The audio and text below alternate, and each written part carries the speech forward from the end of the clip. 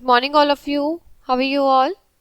I hope you all are fine. So, students, today we will read chapter number 16 of your Hindi class 5th. Sindh पाठ की साहसिक यात्रा। प्रस्तुत पाठ के माध्यम से यह बताने का प्रयत्न किया गया है कि कोई भी विपत्ति इतनी बड़ी नहीं होती कि मनुष्य उसका हल ना निकाल सके। ठीक है बेटा, कोई भी विपत्ति बहुत बड़ी नहीं होती कि मनुष्य उसका हल ना निकाल सके। धैर्य और हिम्मत से विकट परिस्थितियों का सामना भी किया जा सकता है। अगर हम धैर्य दिखाएं, हिम्मत दिखाएं, तो हम बहुत ही कैसी भी परिस्थितियों का सामना कर सकते हैं, बुरी से बुरी। एक समय की बात है, मैं काफ़ी समय बाद एक यात्रा से अपने शहर बगदाद लौटा था। कहाँ जा रहा था मैं? अपने शहर बगदाद। सिंध बाद अपनी यात्रा बता रहे हैं। यात्रा से लौटते पर मैं कुछ बीमार था, परंतु कुछ दिनों के विश्राम के पश्चात मेरे मन में खलबली सी मचने लगी। ऐसा प्रतीत हो रहा था मानो सागर मुझे अपनी ओर खींच रहा है। मैंने इस विषय पे अपने साथियों से चर्चा की तो पता लगा वे सब भी यात्रा के लिए उतावले हो रहे हैं। हमने जहाज पे बहुत सा सामान लदवाया और हम यात्रा के लिए चल पड़े। समुद्र को देखते ही मेरा मन खुशी से नाच उठा। रास्ते में पड़ने वाले बंदरगाहों पे हम अपना माल उतारते, बेचते और नया माल खरीदते हुए आगे बढ़ते रहे। एक बार कई दिनों तक हमारा जहाज बिना रुके चलता रहा। चारों ओर पानी ही पानी था। जमीन मानो जैसे गायब ही हो गई थी। कुछ दिनों तक ऐसे ही चलते हमें एक टापू दिखाई दिया। हमने अपने जहाज के लंगर डलवा दिए और कुछ नाविकों के साथ हम टापू पर घूमने निकल पड़े।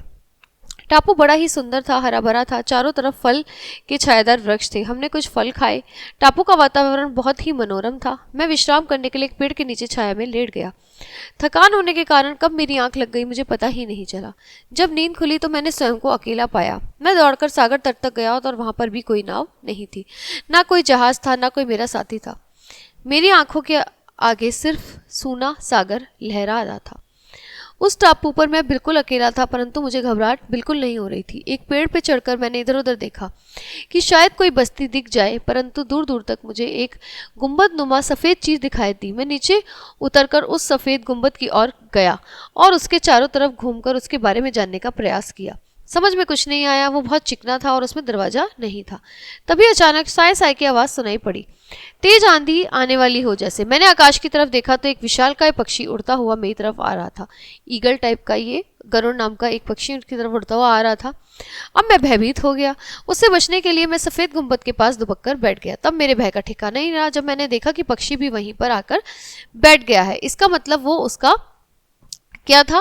वो उसका ही अंडा था। तो मेरे मस्तिष्क में बिजली सी कौंधी, ये कोई गुंबद नहीं बल्कि इसी पक्षी का अंडा था। इतना बड़ा पक्षी और इतना बड़ा अंडा, इसके पंजे तो वृक्ष की टहनियों के सदृश थे। क्षण भर में ही मैंने निर्णय किया और अपनी पगड़ी उतारी और स्वयं को उसके पंजों के साथ मजबूती से बांध लिया। पूरी रात मैं उसी तरह रहा। प्रातः होते ही इसी पक्षी ने अपने डेने फैलाए और हवा में उड़ चला। उसके पंजों से बंधा मैं भी साथ साथ उड़ रहा था। वह इतना ऊपर उड़ रहा था कि धरती दिखाई ही नहीं दे रही थी। अब पक्षी दो पहाड़ों के बीच एक घाटी में तेजी से नीचे उतरने लगा। मुझे बहुत चक्कर सा आने लगा और जैसे ही मैं धरती पर उतरा मैंने पगड़ी को खोलकर स्वयं को उससे अलग कर लिया।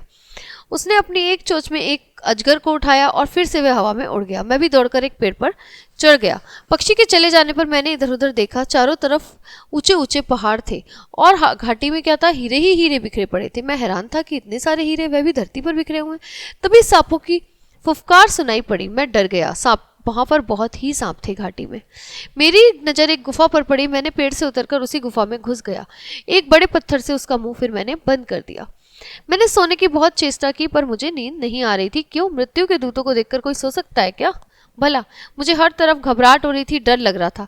सुबह होने पर मैं गुफा से बाहर निकला। सुबह की सूर्य की किरण की रोशनी यहाँ के वातावरण में चार चांद लगा दिए। चारों तरफ हीरे ही हीरे जगमगा रहे थे और सांपों का नामो निशान नहीं था। मैंने कुछ हीरे अपनी जेबों में भर लिए और कुछ पगड़ी में बांध लिए।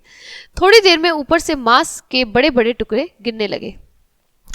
मैंने बचपन में एक कहानी सुनी थी, वो मुझे याद आ गई। लोग हीरों की घाटी में मांस के टुकड़े फेंकते हैं और बड़े बड़े उकाब उन्हें उठाकर अपने घोंसले में ले जाते हैं। लोग उकाबों के घोंसले से मांस में से चिपके हीरे इकट्ठे कर लेते हैं। मैंने इस घाटी से बाहर निकलने का रास्ता ढूंढ लिया। मैंने मांस के बड़े बड़े टुकड़े अपनी पीठ पर बांध लिए और चट्टान पर बैठकर पक्षी का इंतजार करने लगा। थोड़ी देर में कई विशालकाय उकाब भयंकर आवाज निकालते हुए मंडराने लगे। एक बड़ा सा उकाब मेरी ओर झपटा और मांस के टुकड़े के साथ मुझे भी लेकर उड़ चला। पहाड़ के ऊपर वृक्षों पर उकाबों के घोंसले थे। कई उकाब अपने घोंसले में उतरे। तभी यहाँ वहां छिपे लोग घोंसलों पर पत्थर बरसाते हुए शोर मचाने लगे। उकाब अपने घोंसलों से फिर उड़ गए। शोर मचाते लोग भागकर आए और घोंसलों में पड़े मांस के टुकड़े पे चिपके हीरे चुनने लगे। ये हीरो के लुटेरे व्यापारी थे। उनमें से एक की नज़र मुझ पर पड़ी। वह मुझे हीरो का चोर समझकर मुझसे झगड़ने लगा। मैंने अपनी पूरी कहानी उन्हें सुना दी और गठरी से एक एक हीरा उनको भेंट कर दिया। व्यापारियों ने मुझे पास के बंदरगाह तक पहुंचाया। समुद्र देखते ही मेरा हृदय उछल पड़ा और बचे हुए हीरो को बेचकर मैंने कुछ माल खरीदा, उसे बेचता, नया खरीदता। फिर इस तरह बेचते बेचते मैं अपने शहर पहुंच गया और मैं अपने शहर पहुंचकर बहुत खुश था। तो ये कहानी थी आपकी सिंदबाद की साहसिक यात्रा, और इसके माध्यम से हमें ये बताया गया है कि मनुष्य किसी भी परिस्थिति में, किसी भी विपत्ति में हल निकाल सकता है अगर वो धैर्य और हिम्मत से उसका सामना करने लगे। तो हमें हमेशा अपने मन में धैर्य और हिम्मत रखना चाहिए और कभी उसे खोने नहीं देना चाहिए। तो ये कहानी थी आपकी, ये यहीं पे समाप्त होती है। अब हम आपको नेक्स्ट क्लास में मिलते हैं अगली कहानी के साथ। तब तक के लिए बाय बाय बच्चों, हैव अ नाइस डे।